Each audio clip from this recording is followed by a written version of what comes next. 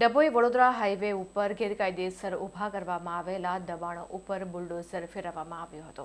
ડભોઈ તાલુકાના કુંઢેલાથી વેગા સુધીના રાજ્ય ધોરીમાર્ગ ઉપર માર્ગ અને મકાન વિભાગ દ્વારા રસ્તાને નડતરરૂપ દબાણો દૂર કરવાની મોટી કાર્યવાહી હાથ ધરવામાં આવી।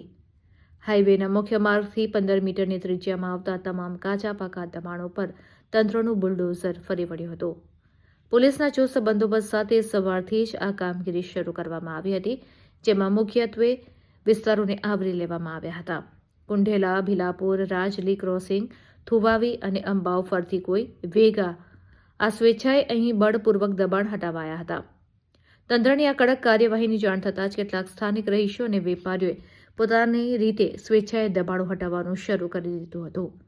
જોકે જે જગ્યાએ દબાણો યથાવત હતા ત્યાં R&B વિભાગે જેસીબી મશીન દ્વારા કાચા પાકા શેડ, ઓટલા અને દુકાનોના વધારાના બાંધકામો તોડી પાડ્યા હતા। તો રસ્તા ઉપર અડીંગો જમાવીને ઉભેલી લારી ગલ્લાઓને પણ હટાવી દેવામાં આવ્યા હતા। ડભોઈ વડોદરા રોડ ઉપર છેલ્લા કેટલાય સમયથી ટ્રાફિકનું ભારણ અતિશય વધી ગયું છે।